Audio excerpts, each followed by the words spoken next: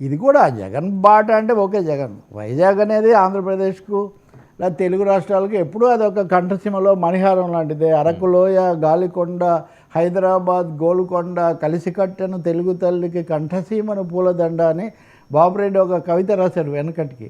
కాబట్టి హైదరాబాద్కు సరే వైజాగ్కు అది ఎప్పుడూ ఉంది. పైగా అక్కడ జోన్స్ కూడా ఉన్నాయి. 1977లో అనుకుంటా ఆయన మరో చరిత్ర తీశాడు, ఎవరు బాలచంద్ర. ఎంతో అప్పుడు ఇది కూడా చూపిస్తారు, వైజాగ్ పైలాన్ కూడా చూపిస్తారు. పైలాన్తోనే మన పెళ్ళి ఎప్పుడు అవుతుందని అమ్మాయి అడిగితే ఇదిగో విశాఖ ఉక్కు కట్టినప్పుడు అంటాడు కమల్ హాసన్. దాంట్లో మీరు కనుక చూస్తే అంత చరిత్ర ఉంది దానికి. సో వైజాగ్ అందమైనవి ఉన్నాయి, పక్కనే అరకులోయ ఉంది, లేకపోతే ఇంకా చాలా చాలా ప్రకృతి సౌందర్యము, సముద్రము. శ్రీశ్రీ అంటాడు వైజాగ్లో హార్బర్ నిర్మాణము నాలో కవిత్వము ఒకేసారి మొదలయ్యాయి అంటాడు. అంత చరిత్ర కలిగిన వ్యవహారం అక్కడ. మీరు ఒకటి గుర్తు చేసుకుంటే, నేను ఇప్పుడు ఎవరిని ఇబ్బంది పెట్టదలుచుకోలేదు, కానీ వైజాగ్ గురించి జగన్ సంచలనాత్మక ప్రకటన చేసిన మరుక్షణం స్వాగతించిన వాళ్ళలో చిరంజీవి గారు మొదటివారు. ఆ స్థాయి వ్యక్తులు ఎవరు ఆయన అప్పుడు బలపరచలా. నాకు ఎప్పటికైనా వైజాగ్లో స్థిరపడాలని అనిపిస్తూ ఉంటుంది ఒక్కోసారి అని కూడా చిరంజీవి లాంటి వాళ్ళు కూడా ఎన్నోసార్లు చెప్పారు. రామనాయుడు అప్పట్లోనే ఆయనకు 36 ఎకరాలు కేటాయించారు, ఆయన రామనాయుడు స్టూడియోస్ అని పెట్టారు, అది అట్లా ఉంది. సో మొన్న రాష్ట్రం విడిపోయాక 2 ప్రభుత్వాలు మరి ఒకసారేమో జగన్ గత ప్రభుత్వంలో ఆ టికెట్ల సమస్య వచ్చినప్పుడు అప్పుడు ఆయన మాట్లాడి మీరు అందరూ రండి స్థలాలు ఇస్తాను మీరు కడుదురు అది ఇది అన్నారు. స్థలాలు ఇస్తే వస్తారా ఇట్లాంటి చర్చలు కూడా అప్పుడు జరిగాయి. మహేష్ బాబు కూడా అన్నాడు అప్పుడు, కేవలం జస్ట్ స్థలాలతోనే రాలేమో అని మహేష్ బాబు అన్నాడు ఆ రోజు. ఏం మాట్లాడారు అది మీడియాలో కూడా ప్రసారమైంది. సో ఇప్పుడు ఈరోజు ఒక మండలిలో కందుల దుర్గేష్ జనసేన మంత్రి కొంచెం జాగ్రత్తగా ఉంటాడు, ఆయన వివాదాల్లో పెద్దగా చిక్కుకోకుండా. ఆయన చెప్పారు మీకు ఇందులో కూడా ఇప్పుడు కృష్ణా జలాల పంపిణీ లేదా ఆస్తుల పంపిణీ అంటే ఇందులో కూడా చిన్న ఆంధ్ర తెలంగాణ కోణం ఉంది. ఎక్కువ డబ్బు మీకు ఆంధ్రప్రదేశ్ నుంచి వస్తుంది. ఇక్కడ లోకల్స్లో కూడా షూటింగ్స్ ఎక్కువగా జరుగుతున్నాయి.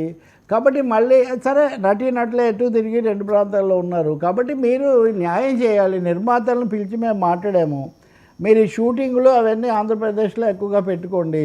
అట్లాగే స్టూడియోలు కూడా కట్టండి. మీరు హైదరాబాద్లో ఏ విధంగా స్టూడియోలు నిర్మాణం ఇవి పెంచారో అలా చేయండి. మేము కూడా అంతకంటే ఎక్కువగా మీకు రాయితీలు అవి ఇవ్వడానికి కూడా మేము సిద్ధంగా ఉన్నామని దుర్గేష్ చెప్పారు.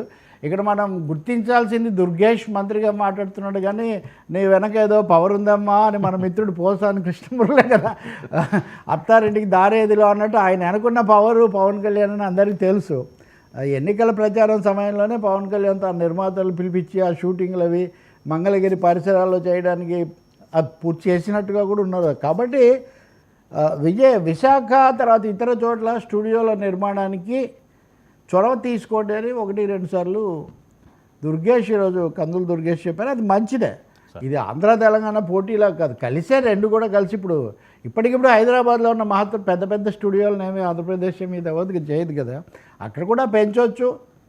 అందుకోసం అయితే ఇక్కడ interesting turn Botsa leader of the opposition LOP ఆయన, నేను ఒక చిన్న విషయం మీకు చెప్తానని లేచి ఇది చాలా మంచిది, ఇంతకుముందు మేము కూడా స్థలాలు అవి ఇచ్చాము, మీరు తొందరగా దీన్ని వేగవంతం చేయండి, అంతకుముందు కూడా కొన్ని ఉన్నాయి అంటే దుర్గేష్ అప్పుడు నేను కావాలనే ఆ వివాదాల్లోకి పోలేదు.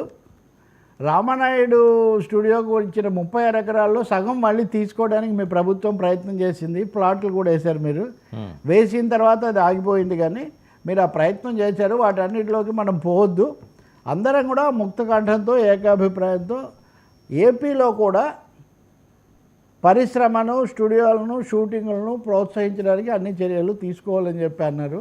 నిజంగా ఇది అందరి కోరిక కూడా. ఎందుకంటే కేసీఆర్ లాంటి వాళ్ళు కూడా కొన్నిసార్లు సినిమా విషయం వచ్చినప్పుడు చెన్నైకి అంటే మద్రాసుకు దగ్గరగా ఉండడం వల్ల గోదావరి జిల్లాలో కానీ లేదా ఇటు కోస్తా జిల్లాలో ఇది తొందరగా నేర్చుకోవడం లేదా అది పెరగడం ఇది సాధ్యమైంది. ఒకటి వర్మ రాజమండ్రిలో విశాఖపట్నంలో కూడా స్టూడియోలు ఉన్నాయి, ఇప్పుడు కాదు 30లు 40లోనే అక్కడ స్టూడియోలు పంపిణీ ఇవన్నీ కూడా ఉన్నాయి. మీకు తెలుసు కదా, ఏదో పెద్ద కాలనీయే ఉంటుంది వైజాగ్లో ఇప్పటికి కూడా. అక్కడ డాబర్ గార్డెన్సే కదా ఆ ఏరియా మొత్తం, డాబా గార్డెన్స్ అది మొత్తం సినిమా కంపెనీలకు ఉన్నది అనే ఒకటటువంటి ఒక పేరు ఉంది. కాబట్టి అలాగే ఇప్పుడు హరించుకుపోయిన ఎర్రమట్టి దిబ్బల్లో ఎన్ని ఫైటింగులు జరిగాయో అది ఎవరికి తెలియనటువంటిది. భీమిలీ బీచ్ కూడా ఇప్పుడు ఇందులో అది కూడా ఒక సమస్య.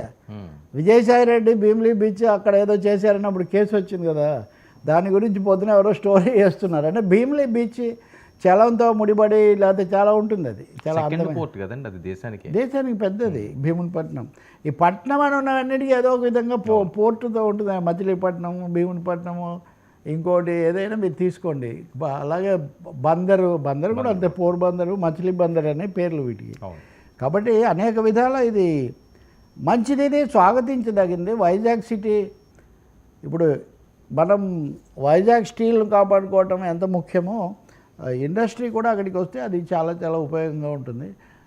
షూటింగ్లో ఎక్కువ భాగం గోదావరిలో జరిగినవే కదండి. కాకపోతే గోదావరి అక్కడే ఎందుకు ఇక్కడ కూడా ఉంది అన్నారు కేసీఆర్. ఎస్, గోదావరి ఇక్కడ కూడా ఉంది, ఉత్తర తెలంగాణలో ఉంది, ఇక్కడ కూడా ఉంది. ఫిదా లాంటి సినిమా తీసి శేఖర్ కమల ఆ అందాలని చూపించారు కదా తెలంగాణ. కాబట్టి ఈ తెలంగాణ ఆంధ్ర కాదు, తెలుగు సినిమాది. తెలంగాణ ఆంధ్ర ఏదైనా తెలుగు సినిమా, తెలుగు ప్రేక్షకులు అసలు ఒక విధంగా తెలుగు సినిమా ఇప్పుడు ప్రపంచాన్ని వేలేసి పాన్ ఇండియా సినిమాగా మారిపోతున్న పరిస్థితుల్లో ఎన్ని చోట్ల పెరిగితే అంత మంచిది. అందుకని నాకు ఒకందుకు ఈ విషయంలో మటుకు బొత్స కానీ ఎవరు వివాదం పెట్టలేదు, అంతవరకు చెప్పి వదిలేశారు. కానీ బహుశా అందరూ కోరుకుంటుందే ఆ ఇనిషియేటివ్. మరి కందుల దుర్గేష్ మంత్రి చెప్పినట్టుగా జరుగుతుందేమో, మనం చూద్దాం. మళ్ళీ దీనికి టర్న్ రాదని నేనేమో అనుకోను. ఎందుకంటే ఆదాయం ఇక్కడి నుంచి ఎక్కువగా వచ్చిందా, సాయంత్రానికి మన మిత్రులు 2-3 ఉన్నారు, వెంటనే వాళ్ళు వచ్చేసి ఎక్కడ ఎక్కువ ఆదాయం వస్తుంది, ఎక్కడ ఈ కలెక్షన్స్ ఎక్కువ వస్తాయి, ఇవన్నీ మీరు మొన్న రేట్ల పెంపుదల అప్పుడు కూడా చూశారు కదా. ఒక చోట పెంచి ఒక చోట పెంచకపోయినా, ఒక చోట తక్కువగా పెంచినా, ఇవన్నీ అయినా కానీ మొత్తం మీద సినిమాలు బయటపడుతున్నాయి. ఒకటి నిజం, అది పరిశ్రమ కూడా గుర్తిస్తుంది. ఒకప్పటి నైజాంకు ఇప్పుడు హైదరాబాద్ లాంటి మహానగరంతో కూడిన తెలంగాణ ఏరియాకు చాలా తేడా ఉంది. ఇప్పుడు తెలంగాణలో కూడా గణనీయమైన ఆదాయం వస్తుంది. ముఖ్యంగా హైదరాబాద్ గ్రేటర్ హైదరాబాద్ ఆదాయం అన్నది సినిమా ఇండస్ట్రీలో అది కూడా చాలా కీలకమే. దానికి తగినట్టే ఇక్కడ ఫిలిం సిటీలు ఇవన్నీ కూడా పెద్ద పెద్దవి ఉన్నాయి. వైజాగ్ మేము కూడా పెంచుకుంటాము, మీరు సహకరించారంటే వీళ్ళందరూ అదే కదా. కాబట్టి చేస్తారని నేను అనుకుంటున్నాను. పోటీ పడితే కూడా మంచిదే. వైరములు వాణిజ్యం, అభివృద్ధిలో పోటీ పడాలి. పూను స్పర్ధలు విద్యలందే, వైరములు వాణిజ్యం అందే అన్నాడు.